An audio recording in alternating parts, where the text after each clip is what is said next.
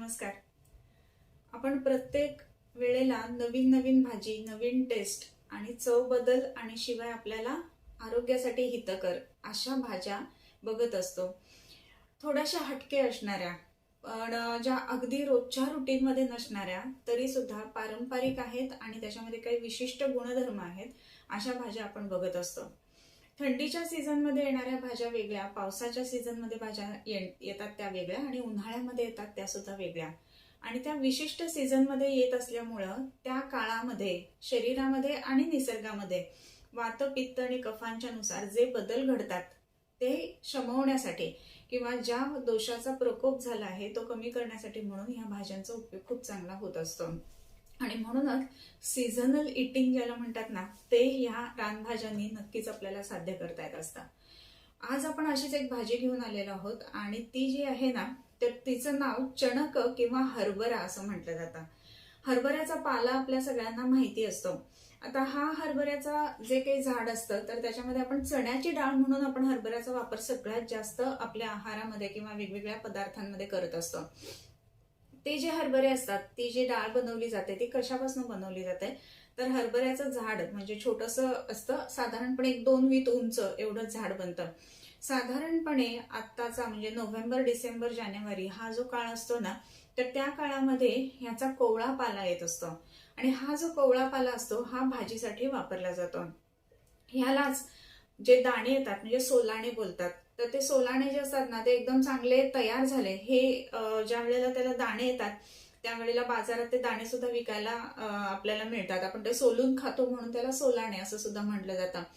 हाच दाणा जेव्हा पक्व होतो किंवा पिकतो किंवा पूर्ण तयार होतो तर त्याला हुले असं म्हणतात आणि ते हुले विशिष्ट पद्धतीनं भाजून मग ते खाल्ले जातात. तेही अतिशय चविष्ट लागतात. हा जो चणा असतो ना किंवा त्याच्यातनं जो आपल्याला हरभरा मिळतो तर तो पूर्ण सुकून त्याची भरडून डाळ बनवली जाते किंवा हा जो हरभरा असतो ना तो विशिष्ट पद्धतीने त्याचे फुटाणे बनवले जातात. हे फुटाणे सुद्धा अतिशय पौष्टिक असतात आणि विशेष करून जो खोकला असतो, लहान मुलांचा खोकला की ज्याच्यामध्ये सर्दी पण आहे आणि खोकला पण आहे किंवा कफाचा कास ज्याला आपण म्हणतो, तर अशा या खोकल्यामध्ये रात्री झोपताना मूठभर फुटाणे खायचे आणि पाणी न प्यायता झोपायचं. असं केल्यानंतर दुसऱ्या दिवशी सर्दी गायब होते, खोकला गायब होतो. इतके ह्याचं चांगलं महत्व आहे. विशेष पौष्टिक असल्यामुळं घोडे खाद्य म्हणून या हरभऱ्याला म्हणतात. घोड्यांना जेवढी ताकद मिळते ना तेवढी ताकद आपल्याला मिळवून देतात. पण हेच महत्वाचा भाग आहे की तेवढी ताकद मिळवण्यासाठी आपल्या शरीरातला अग्नी तो पचवण्यासाठी सुद्धा उत्तम असायला हवा. विशेष करून एकदल धान्यामध्ये गहू जेवढा महत्वाचा तेवढा द्विदल धान्यांमध्ये जेव्हा आपण बघतो तेव्हा हा हरभरा महत्वाचा असं म्हटलं जातं. आणि हा गहू आणि हरभरा या दोन गोष्टी एकत्र करून पुरणपोळी म्हणून जे अतिशय उत्तम पक्वान्न केलं जातं ते सुद्धा अतिशय पौष्टिक आहे. अर्थात ते पचवण्यासाठी काही गोष्टी महत्वाच्या असतात. बऱ्याच वेळेला आपण बघतो की पुरणपोळी बरोबर कटाची आमटी बनवली जाते.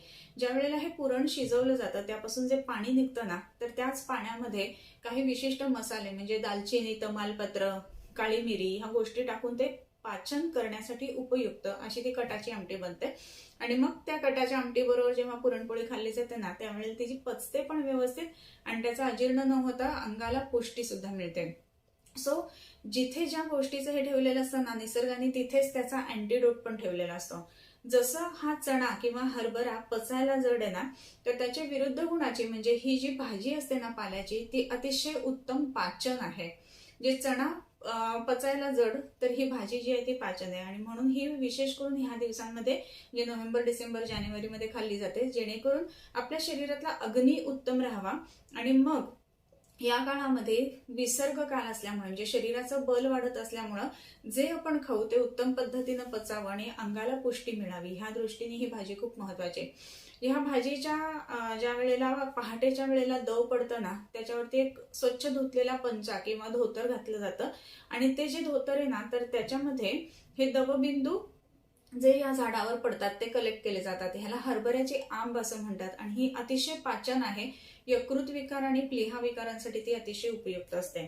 ज्या वेळेला या भाजीचा आपण विचार करतो तर ही जी भाजी आहे ती सुद्धा अतिशय पाचन करणारी, रुच्च असणारी म्हणजे शरीराला आपल्या जी चव आणून देते म्हणजे जी जिभेला काही वेळेला चव लागत नसते तर ती चव उत्तम पद्धतीनं पुन्हा आणून देणारी अशी ही भाजी आहे पाचन असल्यामुळं. ही जी भाजी आहे ना तर ती अग्नीचं दीपन सुद्धा उत्तम पद्धतीने करते. म्हणजे लहान मुलांना विशेष करून भूक लागत नसते, इतर काही कारणं असतात, मग त्याच्यामध्ये भूक लागत नाहीये, कंटाळा वाटतोय, आळस वाटतोय, अशा सगळ्या गोष्टींमध्ये ही जर भाजी आपण ह्या काळामध्ये घेतली गेली तर उत्तम पद्धतीनं पाचन म्हणून या भाजीचा उपयोग होत असतो. तसंच पचन करत असल्यामुळे यकृताचे विकार आणि प्लीहेचे विकार ह्या सगळ्यामध्ये सुद्धा ही भाजी अतिशय उपयुक्त आहे. किंचित खारट असणारी भाजी आहे. बऱ्याच वेळेला बाजारामध्ये ही जेव्हा विकायला येते ना, त्यावेळेला ती पाण्यातनं काढून विकली जाते आणि म्हणून आणल्यानंतर लगेच करावी, अन्यथा त्याला एक विशिष्ट वास येतो. आणि म्हणून ही भाजी जी आहे तर ती नुसती प्लास्टिकमध्ये घालून वगैरे ठेवली तर लगेच एका दिवसात वगैरे खराब होते. मग काही वेळाने आपल्याला ही जर का भाजी बनवायची आहे किंवा आज आपल्याला बनवायला जमत नाहीये असं जर असेल ना, तर ती चक्क पसरून उन्हामध्ये ठेवायची. ही भाजी वाळून उत्तम तयार होते. आणि गावाकडे किंवा इतरत्र ज्या वेळेला भाज्या मिळत नाहीत अशा वेळेला ह्या सुकलेल्या भाजीचा पण उपयोग केला जातो. सो ही अशी बहुगुणी भाजी कशी बनवायची ते आता आपण बघूया.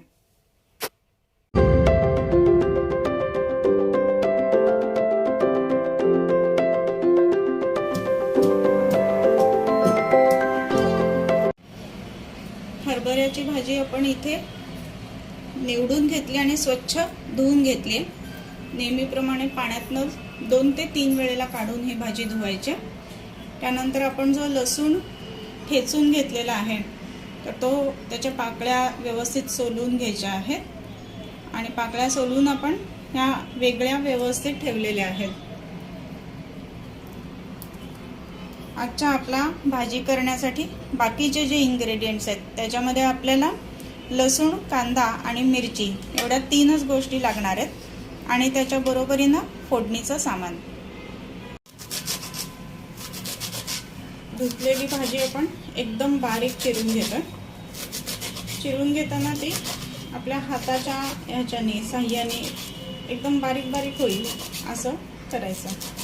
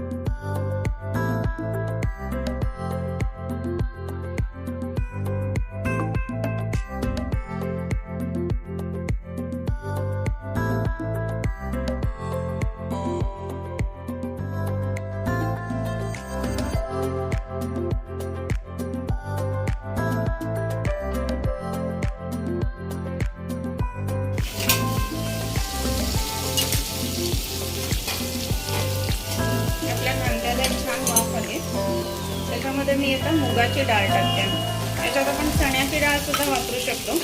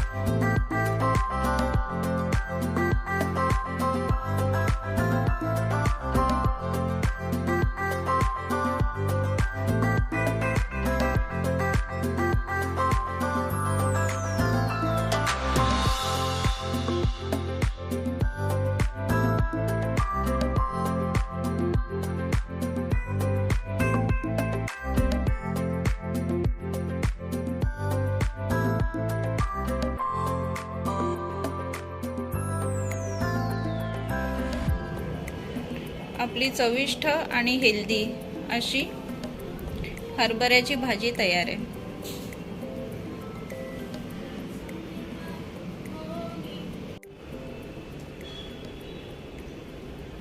ही भाजी भाकरी बरोबर पण खाता येते किंवा पोळी सोबत सुद्धा खाऊ शकतो.